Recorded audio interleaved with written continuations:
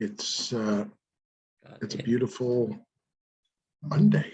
And we're back at school, and we're happy for that. Private chat. What's that?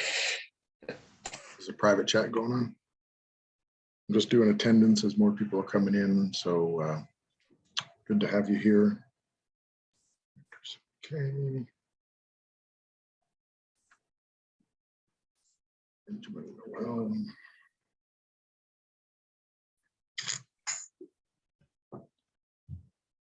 Gabriel.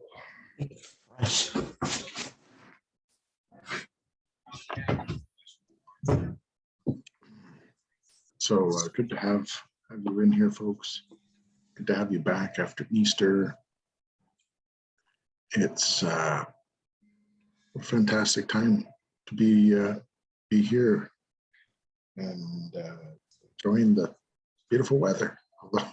Although my mom lives in Ontario, and she was sending me pictures. They have flowers coming up there. And my brother lives in California. Well, they've had flowers for a long time. So just took a video of flowers along the walk. Looks pretty nice. So the only flowers I get to see is when I go to Home Depot, Canadian Tire, or the garden center. So just doing attendance here. Hopefully you had a good morning. Hi, Gabriel. Benjamin, thank you. And Sam, sorry. Yeah, no, I got you. Oh, yeah. Yeah, no, I put a note for myself, Gabriel. Sam, yes. Gabriel. I have that on my note. So it's seeing the videos my brother sent and my mom gives me hope that we someday too will get flowers in Calgary. Although we never plant our garden here till after May long. We don't plant our garden, at least for us, until May long, usually after the last frost. So we have to wait about a month or so to plant flowers. But some people are brave, and then the frost comes in and whacks them.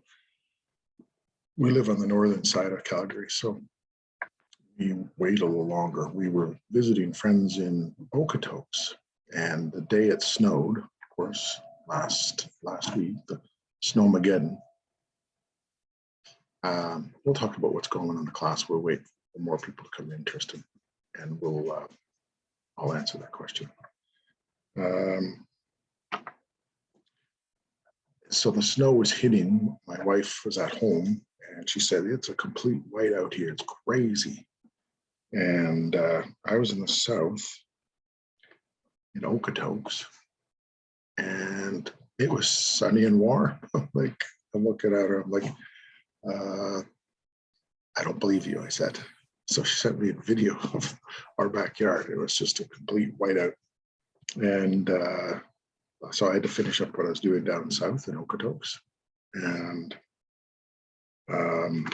then I headed up north, and the snow kept getting thicker and thicker and stronger and deeper. And then I had to go way over towards Tuscany area.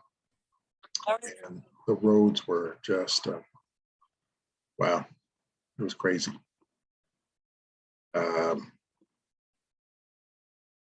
Yeah, of course, Gabriel. I wouldn't know you weren't there. So I'm still doing my little morning ramble while people come in, and I do attendance. So you're good, my friend. No, I didn't forget to do you. I wait. That's why I have a waiting room, and then I do attendance that way. And then I admit everybody in as they come in. So, so anyways, the snow kept getting worse and worse and worse. And of course, a lot of people had switched out their winter tires for summer tires.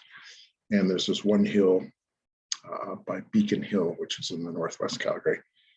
And there had to be 200 cars stuck on the side of the road because they couldn't get up this hill. And it was wet, heavy snow, as you know. If anybody's ever been out east, Ontario, Quebec, or east, further east, snow gets like that, really wet, heavy snow. So I didn't shovel all my driveway because I knew the sun would get at the next day, and sure enough, all my neighbors had shoveled all theirs and working, sweating. And me, I just did a little couple zigzags through it to let the sun get at it, and it was done the next day. Saved me about an hour's worth of back breaking, wet, heavy snow lifting. So anyways, I think, well, if we have a few stragglers, we have a few stragglers. So we're missing a few, but that's okay. We're going to move forward.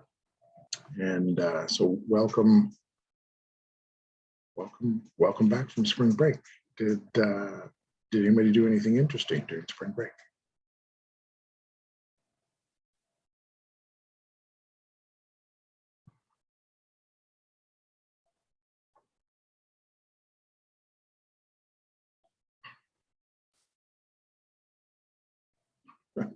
Silence, okay. I saw these enterprising young kids out walking with shovels and going up to houses and knocking on doors and saying, we'll shovel your driveway for 25 bucks. And if you did have to shovel that snow, how heavy it was, I would have paid 25 bucks.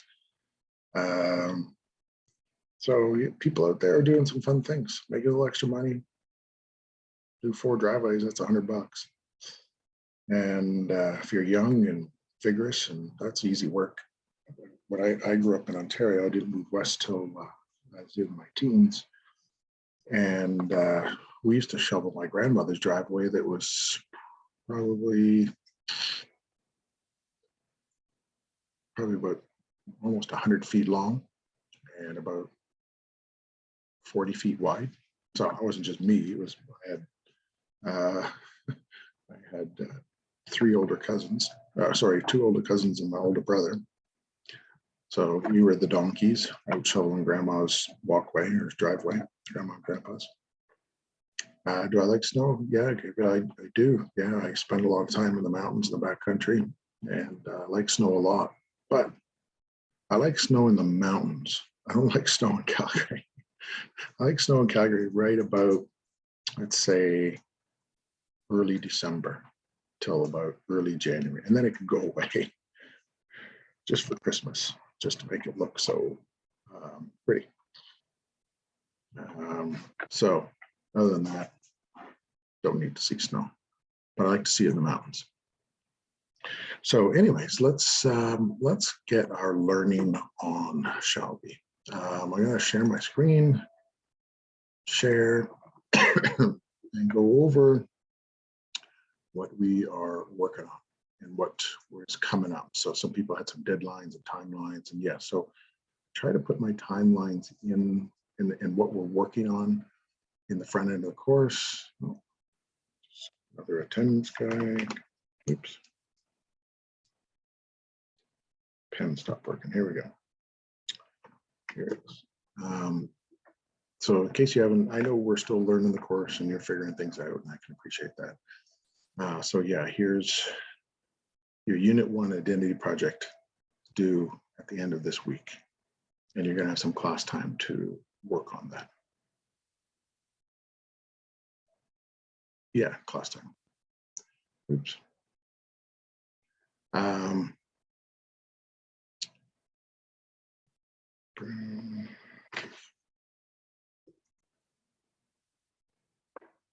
We're going to look at this PowerPoint.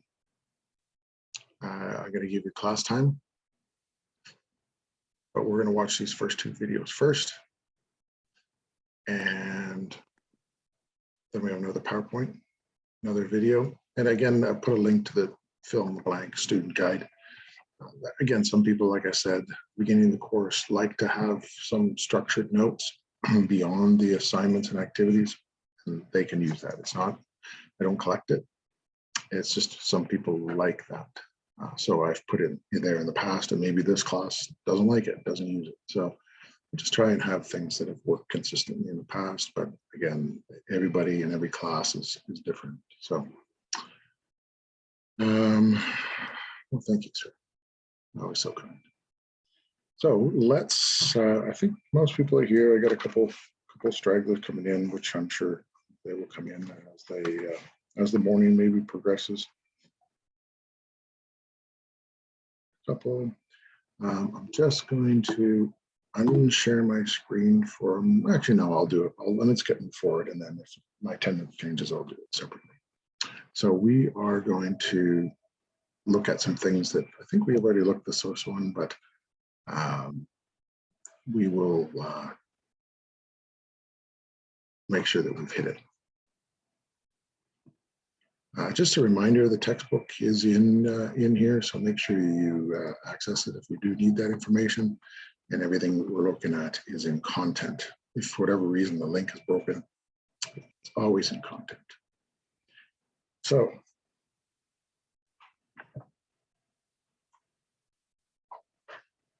let's move this off to the side. Make this a little bigger. And so I believe we looked at this, but I want to bring us back through. It's been a nice long break, and so we're going to just review some of these key concepts. The forces of globalization, and how does globalization happen? And so, you know, there's a process. Ultimately, it's driven by corporations, governments, and by people. We, as citizens, demand certain things, or we're driven to get certain things. You know, if you're buying a vehicle because you need that to get to work, that's a driving force for globalization. And this is why vehicles are made from all over the world. They're made with the least expensive parts and the least expensive labor, so that you and I can afford it. But even then, you know, vehicles now are just incredibly expensive. My first car, when I bought it, was used at $2,400. It was a Honda Civic, lasted forever. Now, vehicles, you know, $80,000, $90,000, $100,000 for a vehicle. It's crazy.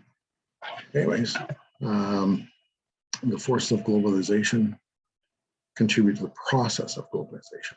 And these forces push globalization forward. And so we've looked at these things. We've looked at these in detail. So trade, transportation, communication, technology, and media.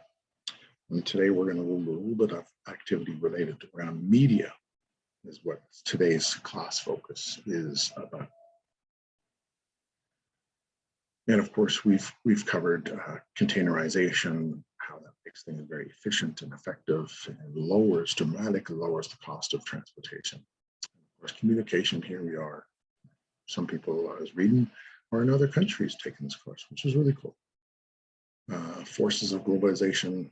So this concept of global, you know, we buy internationally, or, you know, from multinational corporations, but we work locally to make a better world locally. So when you go around, if you do get to travel, every country, every state or province, and every city deals with you know, the issues that they feel are important to them, and the issues that we feel important now as Calgarians could be very different than even cities right next to us, Red Deer or Lethbridge. But globalization, of course, as the PowerPoint says, you know, these are the things that have dramatically changed. And, you know, they're all led by this concept of speed, and certainly they talk about information here and access to materials and things, but also I just find time is just zipping by. And I mean, you folks haven't been on the planet long time. Certainly myself a little longer. I certainly noticed that time is just ripping. And you know, here it's almost summertime. It seems like the year just started. So again, the word global, combination of words, global and local. Events that occur at the global level affect the local world. So we had this discussion where there's a conflict going in Ukraine. One of the things Ukraine and Russia does, because now there's sanctions where people in countries like Canada are not buying Russian goods, not that we bought a lot, but they produce a lot of things like fertilizer. And fertilizer is used to increase yields or production of of food. And Canadians use a lot of, Canadian farmers use a lot of fertilizer. So as that is being blocked or restricted, the price of that, the stuff that we do have access to, is dramatically increasing, which will impact things like prices of food. So forces of globalization, when we look at this one, is trade. So there's a long history. Even if you look at the history of the Aboriginal people in Western Canada, they would have on their handmade clothes things like seashells. Well, there's no oceans close to us. The nearest ocean is the Pacific. So what professors and other people, when they're looking at the research of Aboriginal history and culture, is that they would trade with groups that were close to the mountains, who would trade with people that were in the mountains, who would trade with people that were on the coast. And that product of the seashells would move inland in that process. And that's how they would have seashells. And of course, they would have been very valued as a decoration, as a decorative aspect of their ceremonial wear, because they would have been so hard to get. It'd be like you wearing, I don't know, Prada shoes, $2,000 Prada shoes. Not everyone walks around with $2,000 Prada shoes. But if you're into that, well, if that's important to you. It's get to hear my dog growl, vicious dog. That would be something prestigious to them, as well as you. So again, when we purchase items, we're participating in the global economy. And unless it was something made, I guess, specifically in Canada, I don't know, potatoes from PEI. But if you're buying a simple thing like a pen, oh, blurry, I'm gonna have to change that. A pen's not made here.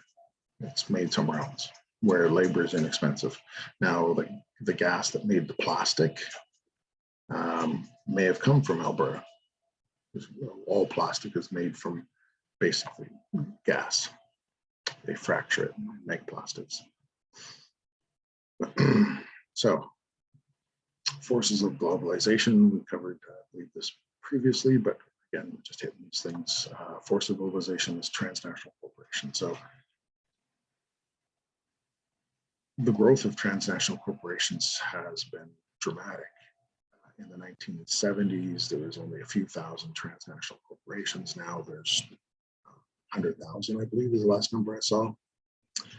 And again, the definitions, of course, is that they have a headquarters in one country in either manufacturing or facilities or services in several others. And of course, the list is of ones that you may be more familiar with are these that are listed here. Again, transnational corporations are part of that driving force. They want to have access to a country, so they don't want to have trade barriers. They want to be able to move their money and funds quickly without taxation, or as much taxation as possible. And they want to be able to deliver a competitive product that competes on a world stage. So Nike, of course, Nike competing against Adidas, Puma, others. They're always being innovative and creative, driving quality, and that is good for consumers. And so the transnational corporations is a response to the fact that many countries up until the 80s countries were trying to be self-sufficient. They would produce items just for this country, Canada. And so they couldn't compete with other countries outside of this country. And when free trade began, a lot of those companies went away. A lot of people with their jobs went away. So again, some of the positive sides, as I mentioned, they create jobs, provide training, and they're producing state-of-the-art product because they're competing around the world. So as consumers, we win. The negative sides, is strange. I'll have to fix that slide. This can occur, exploitation of workers. We're going to get into this in a little more detail. Because we're not going to work for $4 an hour. Number one, we couldn't sustain our life like that. But in some countries, $4 an hour is much is what a doctor is being paid. So you always have to take things in perspective. And every country that has developed has gone through a low skill, low paying process. We don't do that anymore, but there's places where that's the only job they can get because that's the only skill they have. Now, the big issue in this is when I mentioned is the moving of their money and avoiding taxation. So they may make their money in Canada, but that money leaves, goes back to America or Germany or Japan. It doesn't stay in this country for research and development. So the other one we mentioned was forced towards transportation. I think I'd mentioned this before. This is how the term horsepower came into play. How many horses did you need to pull an item? So if you needed 10, that's where 10 horsepower came from. Anyways, so now of course, things are manufactured all over the world, and parts, for, again, for a car, the wheels come from Germany, the transmission from Japan, the engine from Brazil, the metal is it's mined in somewhere else, maybe Vietnam. It's all put together and assembled in Canada at the Toyota factory. And transportation of all those things is essential for the effectiveness of that mass production. And of course, modern transportation not only allows goods to transport very quickly, but you can get on a plane and be halfway around the world in today. And that dramatically changes how the world functions. And we've covered the concept of containerization. So this came into existence, I believe, in the 1980s. And I watched a little mini documentary of the gentleman who came up with the idea. Because before it used to just be random. People would put random boxes on things. Listen, I'm sending 1,000 boxes of this widget, and some other person's sending 200,000 of this product, and they would sort of cobble it together on crates and then just mishmash. And so this allows for, you can actually buy a portion. Let's say you're buying product in Korea and I want that product shipped to Canada. Well, you could buy a portion of one of these containers at, let's say, $400 to get your product shipped from Korea to Canada. And it's highly efficient because you can fill a boat with millions and millions of items. And it is super efficient and effective. Yeah. Yeah, they are. Yeah. And so this makes the cost of shipping drop dramatically. So they even have in Norway as a leader in shipping technology. So they actually have several ships with no crew on it at all. They're remotely run from Helsinki. They're remote ships. And the only time that they have persons on it is when they're coming into dock, and the pilot, when you're coming into a harbor, has a pilot that goes onto the ship and then brings it into port. So even then, their jobs are being replaced. So the other one is technology. Of course, cell phones came into existence in the 80s and personal computers in the 70s, but really, people didn't have access to them until really the 80s, late 80s, and early 90s when they came into schools and things like that. Again, speed and access to information is the key. The fact that you could communicate instantly, access to databases. My daughter, as I said, is in university, and she's switching from University of Lethbridge to University of Alberta, and she's so excited because I have access to 3 world-class libraries. And she's all excited by that, and having access to millions and millions of articles and books and periodicals is really essential to success at university, because then you have the most current information. Of course, once personal computers came in and cell phones, they put them together. And of course, you have the internet. And the internet, of course, is the ability for us to communicate and transmit information and ideas and to do things like this, which for now is just common, so common. I mentioned where I was teaching at a remote Aboriginal community, and we were beamed into 2 at the same time, and they had set up their own little intranet, and that was cutting edge for 93, 94, would have been 94, cutting edge in the middle of northern Alberta. The other force of globalization is the media. Of course, state-run organizations like CBC are really, they wouldn't be able to function on their own. No one watches CBC. They have like 1 million viewers a month. Well, you could start a YouTube channel, have 1 million viewers a day. So if it wasn't for taxpayer money, things like this wouldn't exist, because people go on here. YouTube, I forget, there's more videos going up on YouTube every day than you could watch in your entire life. So just today's data going onto YouTube, you couldn't watch it all. And the power of this takes it away from state organizations and puts the power in you. You, and there's the key term, you get to create and perform or to inform or to teach.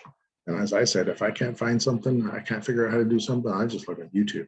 Someone has created a video, which I know the process to take a video, edit it, and put it up. It takes time. And the fact that people are willing to do that, God bless them, because it makes the world that much better. And it's not just about, entertainment of professionals. You and I can start a YouTube channel and entertain millions of people. So media concentration is one of the challenges. In the United States, there's 6 corporations that control all of the things that you see and watch and read. And in Canada, there's 3, which means that there's very limited views allowed by those conglomerate organizations. Very different than if you create your own web page. You can say what you want, do what you want. And the other one is media convergence is the term. And this is the idea that, for example, Disney owns, Marvel, they own Fox, they own a number of sports agencies and organizations. They, of course, put out video, they put out stuff on the internet, and it's this control of a whole bunch of area. Convergence is the key term. And they want to control everything that you see, because the more you click on their stuff, the more money they make. So again, I keep coming back to Disney because this PowerPoint has all the things that they control. So you've seen and probably heard of all of these things. And wherever you go is Disney. And this is the convergence and the power that they have.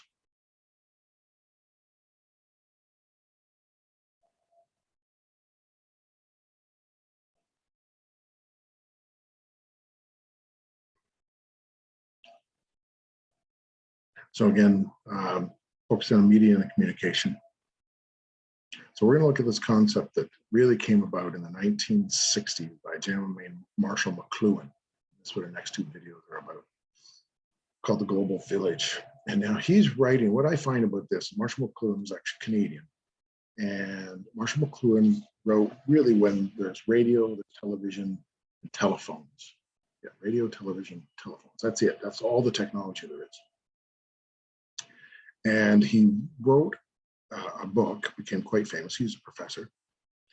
But the concept, the idea that because of technology, it's going to become a global village. Well, this was a brand new term, a new concept. He became super famous because of this concept that he came up with. Now we just take it for granted. Of course, Marshall, this makes sense. But in the 60s, when the technology and this kind of concentration didn't exist,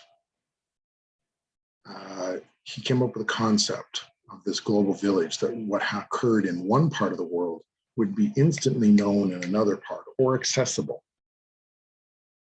And the fact that we would have homogenization of technology and language cultures, that there was going to be pressure for more and more people to be connected.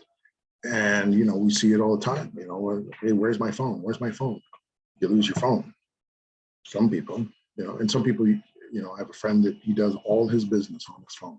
He buys and sells used things, and that's his business. He's successful at it. And he's lost his phone for 2 days. He just about lost his mind.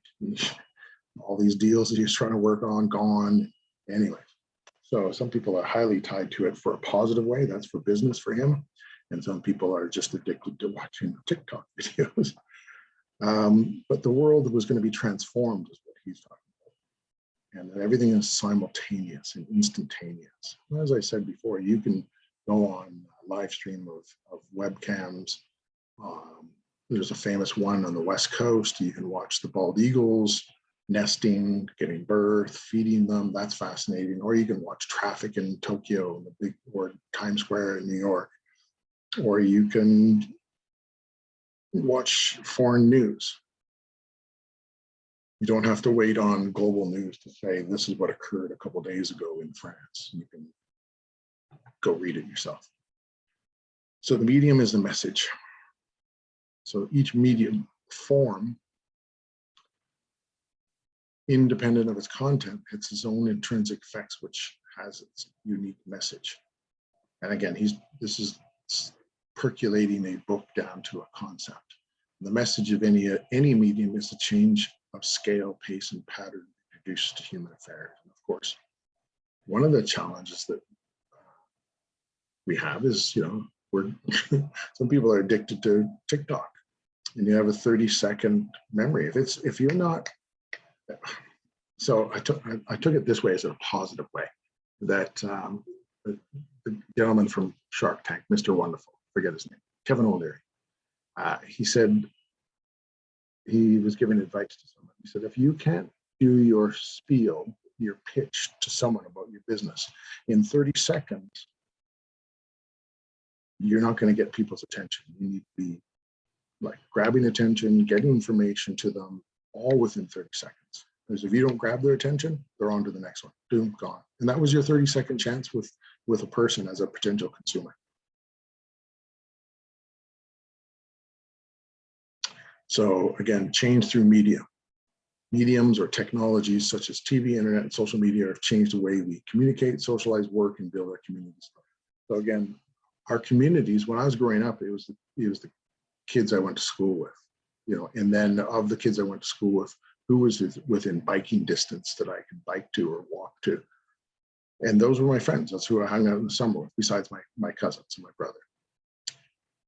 Now, of course, you can build a community around the world, and it can be related to, you can be on Discords, it can be related to games, it can be related to activities that you do. It can be all these things, which is, so you international, but local, you know what I mean? Back to that culture. So again, this whole concept is how quickly information and ideas and people can be interactive. And they can be used in a powerful way. We want to make change to, how cobalt is mined in Africa with basically children's child labor.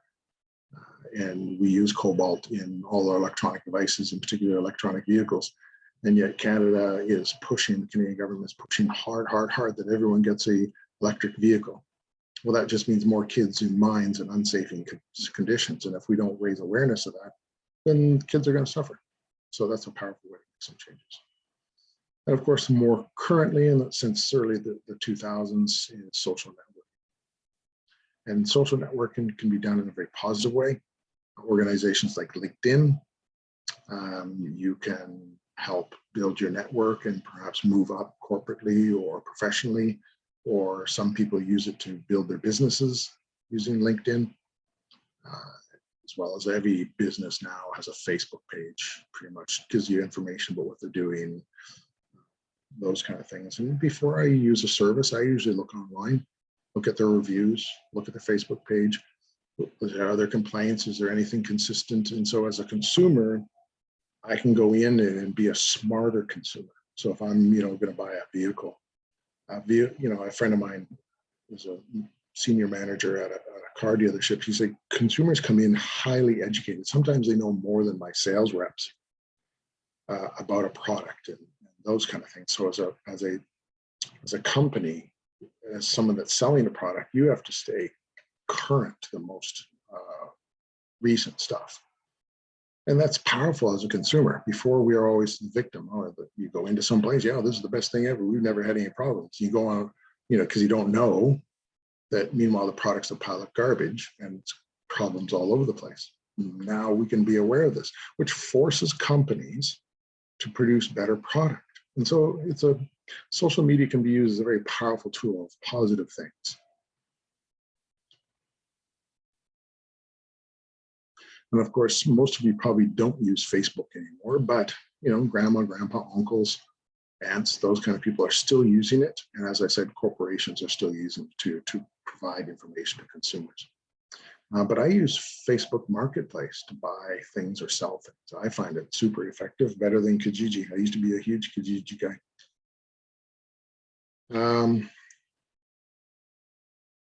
Integration of cultures and ideas. And so as you go through your second assignment, these are kind of things. And even your first one, many of you, it was interesting to read your backgrounds, your favorite foods, lots of sushi lovers. Put my hand up for that one.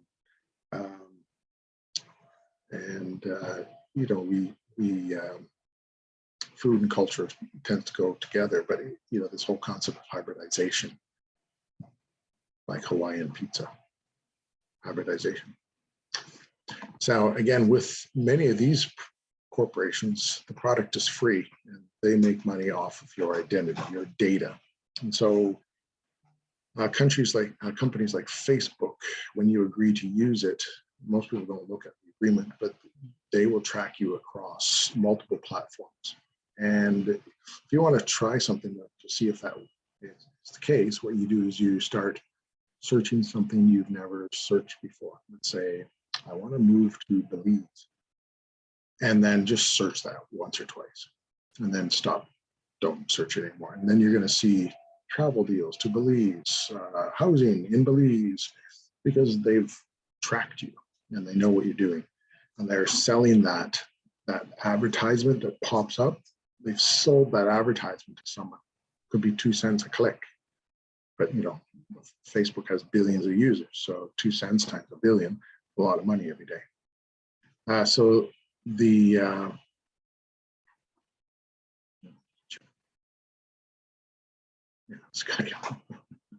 yeah, exactly.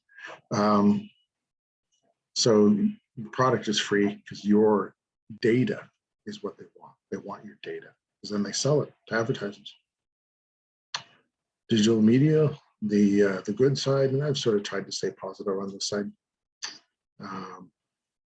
Fundraise, raise awareness to issues, Ice Bucket Challenge, Cherry Fox Foundation. Current events, being aware of what's going on. So very powerful that way. Again, some of the things that are not so good, which I've talked about, is this homogenization, erasing cultures, and the Americanization of everything. Because they're the dominant culture, people want to be part of the coolest, most interesting thing. Just as we're embedded with that. We want to be part of the crowd. Again, they're not so good. Certainly for employment, this is good or bad. You can work remotely. My wife's going to be working remotely this week, and but the challenge is not everyone has access. So the one thing is that the demand pushes corporations to fill a need. So there's lots of places in northern Canada and parts of the United States, which boggles my mind, because they still basically using like super slow internet. But Elon Musk's Starlink program, so he's throwing up the satellites for free, which costs hundreds of millions of dollars. But in return, he's going to get lots of consumers to use a monthly service to have access to the internet that did not have access. And so things change.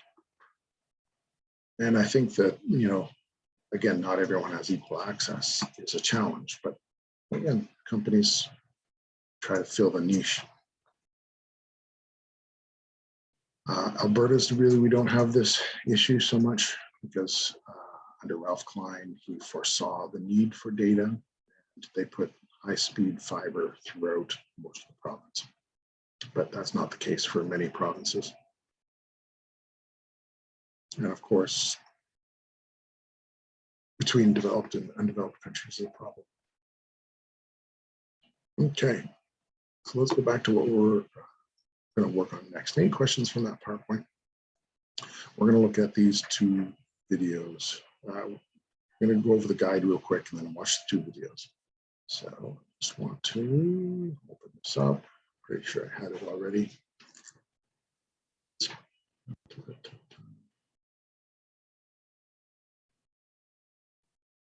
So again,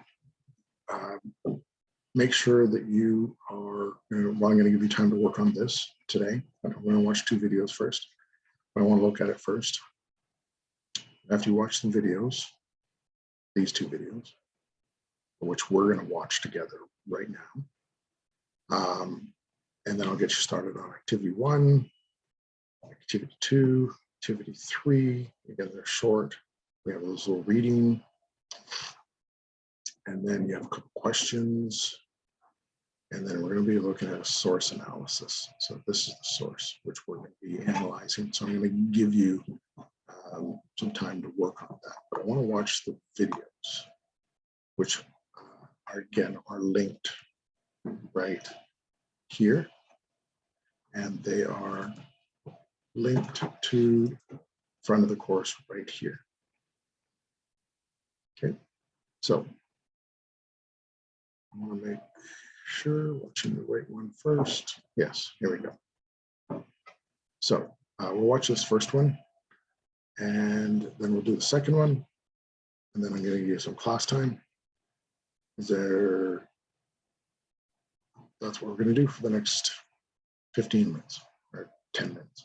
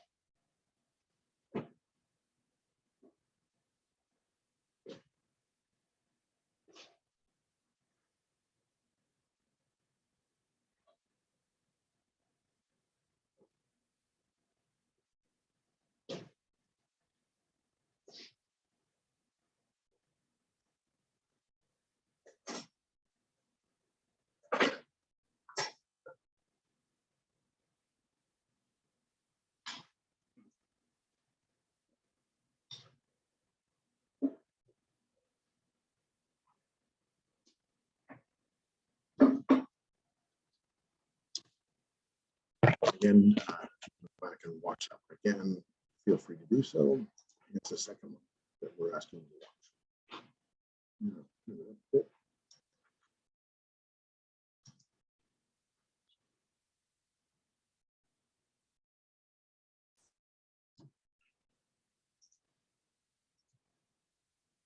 Let me try that again. We'll try that again. Issues there. Here we go.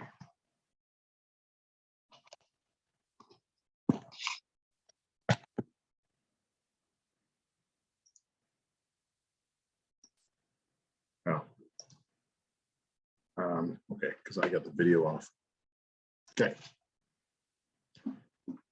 Here's what I'm going to do. Thanks for letting me know. Appreciate it.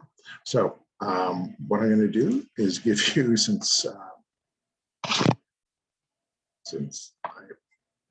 apparently technologically challenged, I'm going to give you, this one's about 2 minutes, this one's about 8 minutes. So I'm going to give you about 15 minutes. That way you can get a break, drink water, use the washroom, watch these 2 videos, and then we're going to come back. Okay, so in 10 minutes, we're going to come back. That makes sense? What we're going to do, so you watch these 2 videos on your own. You can watch them. I just showed you to them, but obviously I wasn't realizing that I have to have my earphones unplugged for you to hear them. So watch these 2 videos.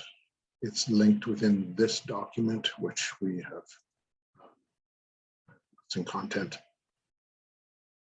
So, and I'll come back in 10 minutes, 15 minutes. Let's do 15. And we will move on to looking at this PowerPoint, this one, and then give you class time to work on this. Does that make sense? Or something like that. We'll figure it out. Any questions? We're good? Okay. Stop sharing. And yeah, you get to. Let me know. I'm going to stay in here for the next little while. If you have any technical issues with those videos, let me know. And again, we're going to come back. Let's come back at 15 minutes from now. So that'll be 9:47. So it'll be 10 o'clock. Okay.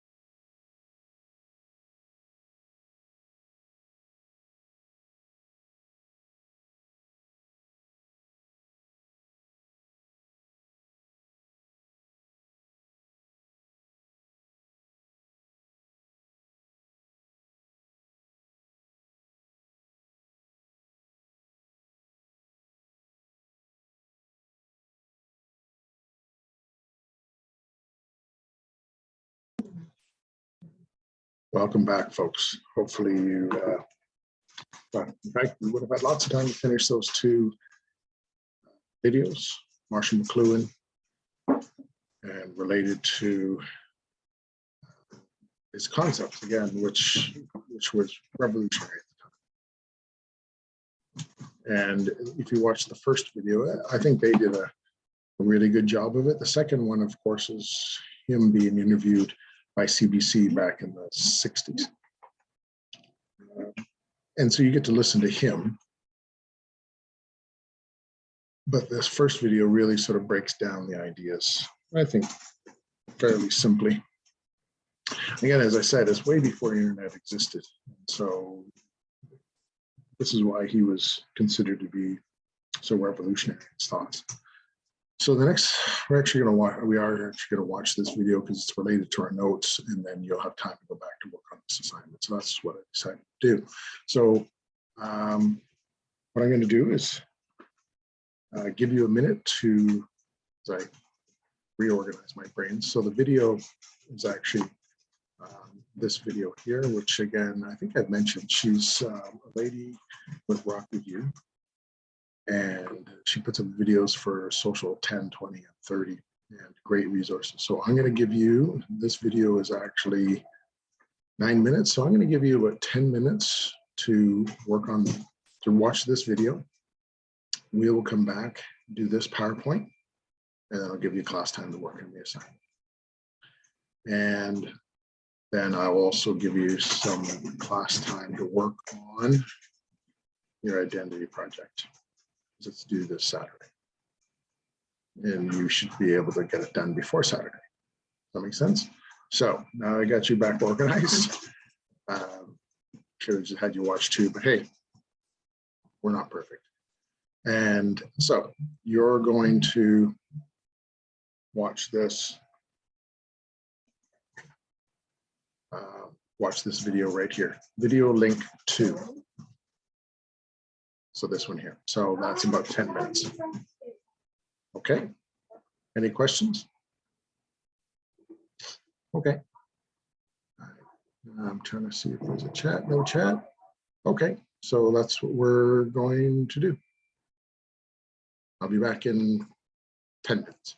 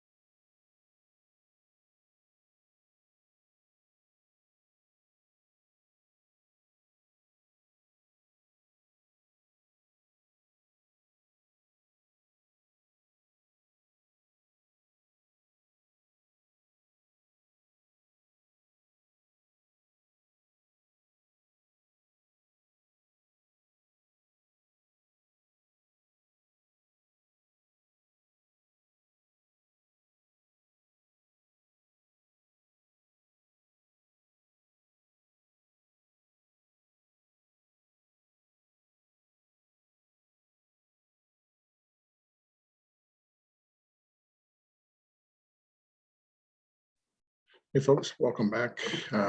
Hopefully you enjoyed that video. As I said, she does fantastic stuff, and it ties in directly to the little PowerPoint we're going to finish off and your assignment that you're going to work on. So again, it ties in really well. All of the material she does is again related to Alberta curriculum. She works for Rocky View, and that's a great resource. Her website on YouTube is Williams Social. So let me just pull it up here. Oops, if I can type right. It's Williams with an S. Apparently I can't type. And it's this one. And then you can go into playlists, and then you can choose your course that you want to go into, 10s, 20s, or 30s. And she's got all the videos. So we're going to look at a bunch of them as they're embedded in the course. And good for her. Just make a little extra money, and takes a lot of time and effort. Her videos are very detailed, and so good for her. Anyways, this is the website that she's on, Williams Social. It's a great resource to use. And hopefully you like that. So we are, of course, are going to look at the next, if we go to the front end of the course, we're going to look at this PowerPoint. I'm going to give you class time to work on this and some class time to work on your assignment. There it is. No, where is it? Oh, your Unit 1 assignment. Anyways. So let's go back to this. And I believe we sort of looked at this, but again, it's part of this is the idea is connected into some greater concepts. And so when we look at the individual identity, it's who you are. Even within a group, you can have an individual identity. So, as all Catholics, we pray slightly different. We have a relationship with God different. So you have an individual identity, and how you look and how you dress is one of the ways we do it. Collective identity, again, used to define a group of people. So Catholic Church, St. Anne's, maybe another school you went to, club or a team that you belong to is a group identity, a collective. You have collective goals, and you may individually be a player within that team, that collective, but you have collective or group goals to achieve. Again, what is our identity? Again, these are the things that affected it. And if you did that first assignment, which I think most people did, there are a couple of people that still need to hand that first student activity guide in. These are the things you had to sort of choose from some of these and say, how did these things affect my identity? And many of you did some really interesting things. And a good reflection, again, difference between now and when you were in grade 6, those kind of things. Again, how do we express our identities? Again, your relationship in the Catholic Church and with God is going to change over time. Your relationship with the land is going to change over time. Your relationship, things that you wear are going to change over time, which is a good thing, because then you have self-reflection and growth. We covered this ideology, and again, collective and individual values can be expressed economically. So capitalism is focused on individual, and socialism is focused on group. And again, you have people that are going to say there's things that are great about some and terrible about others. That's the great thing about democracy, is we get to express our opinion on it. Now, one of the things that they covered in the video is the CRTC. If you can see, it's a role of the CRTC. So it's the Canadian Radio Television Communications government agency. That the idea is that they try to prevent us being overwhelmed by, in a sense, media from the United States. So a certain amount of content in Canada has to be Canadian content, Canadian artists, Canadian shows, and that way we get to promote our Canadian content in our unique perspective of the world. We also use it to promote French language, as well as Aboriginal Indigenous languages. And the idea, again, is to promote Canadian content in a global world. And you can actually go on a website. It's paid for by taxpayer dollars, free to access. And it's called the Film Board of Canada. And you can watch lots of videos and movies for free. A lot of people don't go on it. A lot of the stuff's not that great, but Canada is a world leader in animation. So there's some pretty good things there. So we, of course, also protect Francophones outside of Canada, outside of Quebec, and Anglophones within Quebec, because we are officially a bilingual country. And this is why your cereal boxes have French in them. Cultural revitalization is the process of affirming and promoting. In particular, they really focus upon Aboriginal, Indigenous culture, language, and traditions. When I taught in an Aboriginal community, they had an Aboriginal Chippewan. He was teaching Chippewan, so I taught the Chip language. And they also did on the lands, as I said, we went out hunting and fishing with the students. And that's part of that cultural revitalization. But they do it on a federal level with lots of money to support efforts like that.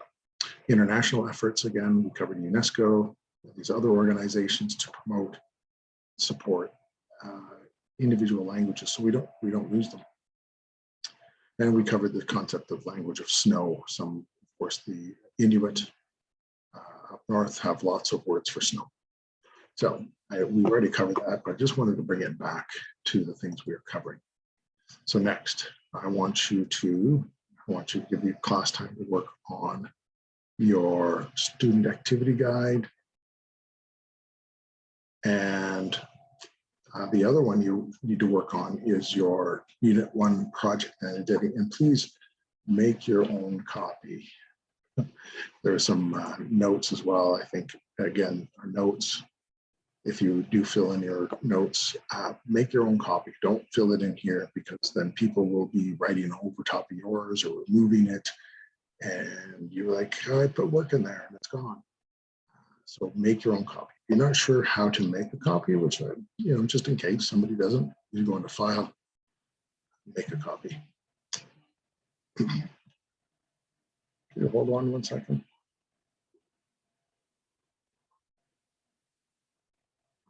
Go, Paul. Yeah. So yeah, make your own copy. You just go up to File, make a copy. So I am going to, what time does this clock end? This ends at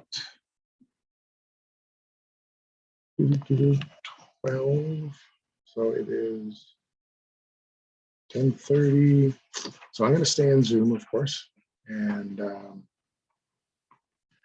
so I'm going to give you class time to work on the student activity guide, which is here. Student activity guide. It's in content.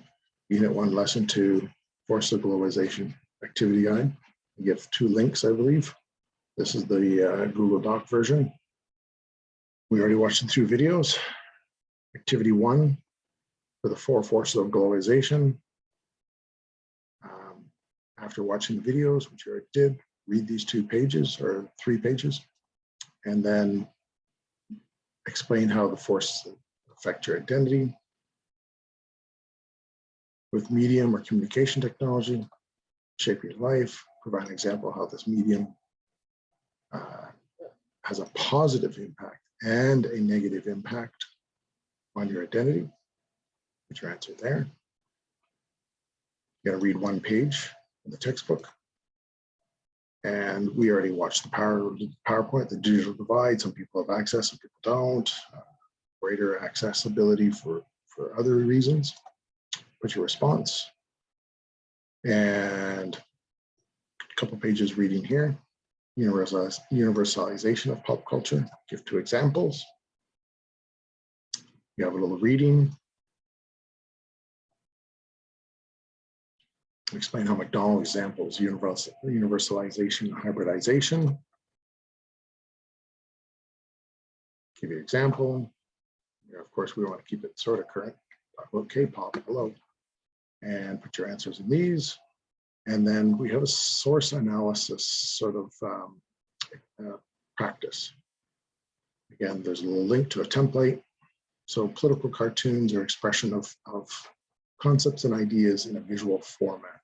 And they're very powerful, and they've been used for hundreds of years, certainly since modern political times. So since certainly before the French Revolution.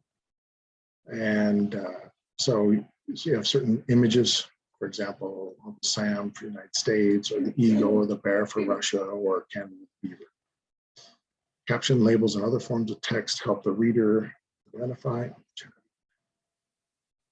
Yeah, so this is all part of the same assignment. So yes, it is. So captions, labels, and other forms, and we're going to look at the source here, are things that this cartoonists give to help you understand them. And so you're going to have visuals, of course, just like you did in grade 9 on your assignments and tests, as well as you do source analysis for your writing. And of course, your diploma at the end of grade 12 has multiple sources. So some sources use a caricature. In other words, they distort certain features, and they'll make, for example, when George Bush was in presidency, he had big ears, small little head. When other people were in power, or other political characters, they make their nose look really big, or their stomach look really big. So it's a distinction feature. So a little bit of their personality, and then they alter it. They'll use irony and satire. So let's look at the source, the first one. So this is, of course, a thumbs up from Facebook. I like. So, and they take the K out. So fake news. And they take the K out. So it's a lie. So social media is a lie, or it's fake news, or, you know, the idea is that's related to social media. So describe who's in the cartoon. Oh, my dog. Sorry, folks. What do the images, characters represent? So who do these people represent? What does this represent? What text is included? So to just describe the text, what is written. What links or connections can you make to the source? So we already talked briefly about the fact this is related to Facebook and social media, and there's more to it than that. And then the last part, what is the overall message? What are they saying here? What is the cartoonist trying to get across? So what is the point of view? So we're going to look at symbols, words, action, point of view. Point of view is the key thing. What is the cartoonist saying about society, about social media in this case, and other things? So that's the point of view, is the key point that you want to be able to make sure you put through. And that is it. So there are 3 parts to this activity. And we will give you class time for this. So right now it is presently, it is 10:30. So why don't we come back at 11:30, 11:30-ish, just to touch base, see if there's any specific questions. Again, then I'll give you the rest of the class to finish it off till noon. And if you have finished it, some people have finished this assignment, and then you can go on and work on your Unit 1 digital project. Again, it's due Saturday, or I'm going to give you class time for each one. And again, it's all related to the things that we're doing now. So it's not since new material, it is existing material that you're going to apply into this new project. You see one chat. Yeah, so the deadline, good question. April 26th at midnight, that's tomorrow. Okay, so you should be able to finish it mostly today. And if you do need a little time, like some people may want to work, for the next half hour or so on this, and then maybe a half hour or so on the projects that's due, the major project for this unit. And that's how you want to finish your day. And then tomorrow you'll have a little bit of time You can ultimately go forward. You can see what you're going to be working on. You scroll down, you can see, identity project, and you'll be finishing off that guide as well. So won't be a whole lot different for tomorrow other than a couple of PowerPoints. You should have lots of time to finish those 2 assignments given the class time. And there's also module 3 unit. Yeah, we still have some stuff to do. Yeah. They're not long PowerPoints. We've covered most of the material that is core to your material that you need for the assignments. But today's Monday. Today's Monday. So it's due the 26th. Today's 25th. So the Student Activity Guide 2 is due here tomorrow. We're going to move on to, ultimately, you're going to be starting Activity Guide 3. You'll have class time for that, and you're going to have class time for your assignment as well, and you have to have opportunity for feedback and one-on-one discussions, and then it should be done by Friday. So that Saturday is the deadline, but hey, I've paced this course out that you should have lots of time to finish that.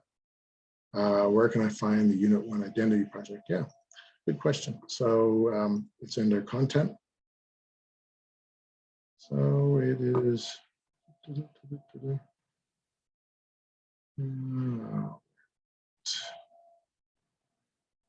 Sure.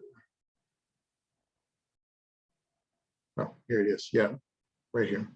Unit 1 Project Identity. I've given a link here you can download and work on, or there is a Google Doc version if you want to go up to that. Plus, I have linked it right here as well in the course. So, but anyways, it's in content. Hopefully that makes sense. Okay, so we're going to come back in an hour, and just to see if you have any questions from the student activity guide here, and then see if you have any questions for your digital ID project, and that'll be the day.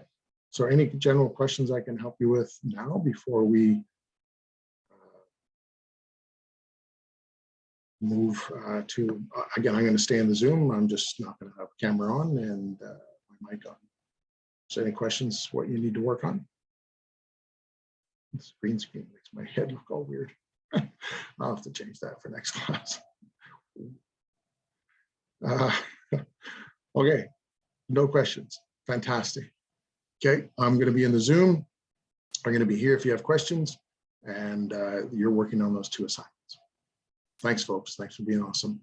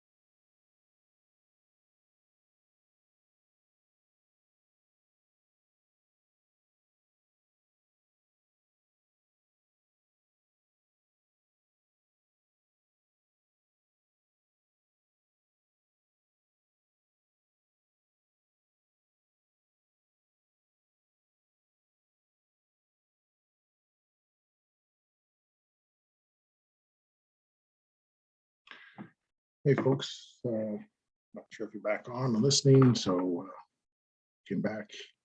We have a couple minutes left before, as I said, we'd come back and see if you had any questions about what we're working on. Share my screen again with the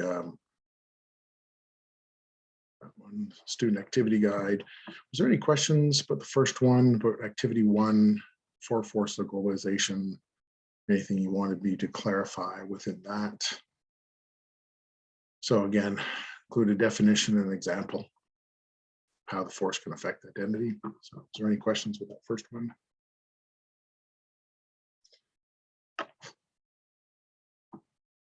Okay, nothing yet. Second one, which medium or communication technology has been most powerful in shaping your life? A lot of people put cell phone, internet, and social media. And so then responding in a way. Was there any questions with that one?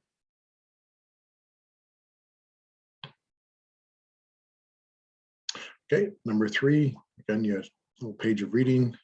Give an example of digital divide in Canada and an international example. Was there any questions with that? Again, the textbook provides you examples, but you may have a personal experience as well. Any questions there? Okay, no questions. Again, you had a couple pages of reading. What is it meant by universalization of pop culture? And did anybody have any questions with that one?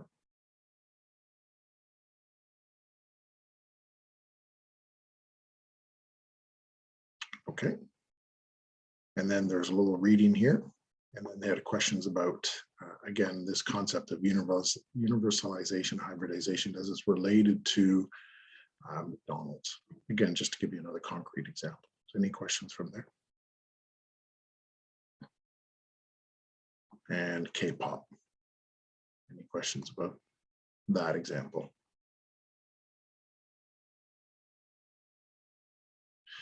Okay.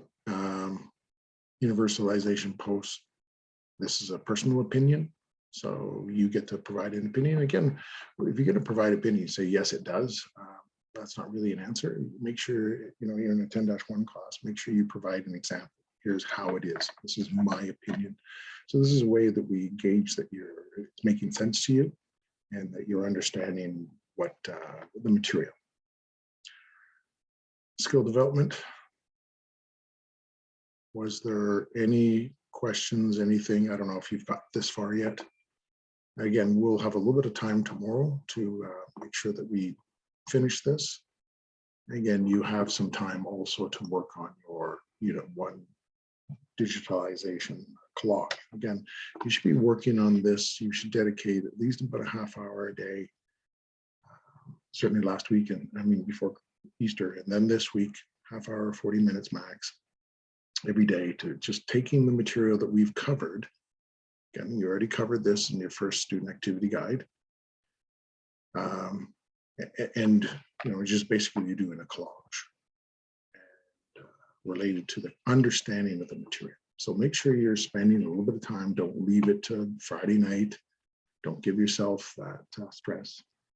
And that way, if I'm not around to help you, you get frustrated and then you give up, or you just don't do a good enough job at reflecting your mark. So the idea is I give you class time so that if you do have questions, problems, run into an issue, clarifications, that way you are successfully completing this project and successfully completing this course. And that's what we want. We want happy, successful individuals. So, and again, I was just checking in, stopping you here at this point to see if you had any questions, clarifications, and I'm going to give you the rest of the class period today to work on these 2 assignments. And this is due tomorrow. This one here is due tomorrow at the end of class or in the afternoon, I think, or midnight. I can't remember what it says in front of the course. So you should have plenty of time to finish this. Again, you'll have a bit of class time to work on this tomorrow as well. And I have it to my first chat. Oh, wait. Yeah. Okay. Yeah, I believe tomorrow midnight. Yes, you're correct. And the deadlines, I believe, are right here. Yes, midnight. And then the Unity project is due Saturday. But don't leave it till Saturday. You know, you're working on the weekend. So the 20 says 26th, but it's 25th. Yeah, it's 25th is today, so it's 26th. Yeah, at 12 a.m. It's midnight, and if you want to put in it at 1 o'clock, that's fine by me. If you're working till 1, I will accept it. If you're working that late, but don't do that to yourself. Get it done. Get it done in class time. So you have your days off and your afternoons off, and you get to enjoy the beautiful Calgary weather or wherever you're at. Oh, up to 11. I was up to 11 as well because I forgot I had to do some marking. So that happens. And anyways, so we, of course, I forgot to start a day out with a prayer. So we're going to finish our day off with a prayer. So I'm going to stay in Zoom, with your microphone, camera off, stay here for questions. But this is your class period. You have another half hour or so to work. So we need to do a prayer. We forgot to do it. So in the name of the Father, Son, Holy Spirit, amen. And we can read together as we go. Most merciful Jesus, I turn to you in my need. You are worthy of my complete trust. You are faithful in all things. When my life is filled with confusion, give me clarity and faith.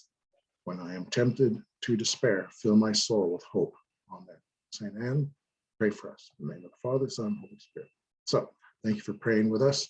And so the last half hour of this period, you're working on finishing this or moving forward on it, wherever you are. And again, I would dedicate a little bit of time to do some of this today. Is there any general questions before, again, I'm going to stay in Zoom and microphone, camera off, and I'll stay here for questions. And if not, if you want to go off and work on that, you can certainly do. You can sign off, or if you want to stay in, and then just in case you have a question, whatever, however works for you, that's fine by me. I have done attendance, you've been here, and everything's good. So, were there any questions before you head off and go work? And again, I'm here if you do need to come back in. If not, I want to wish everyone a fantastic day. If I don't see you in this class again, we'll see you tomorrow. And thanks for being awesome, folks.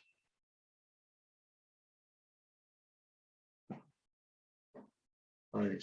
See you, Noreen. Bye, Gabriel. Thank you, sir. Thanks, everyone. Bye, Colin. Bye, Skylar. Bye, Ruth.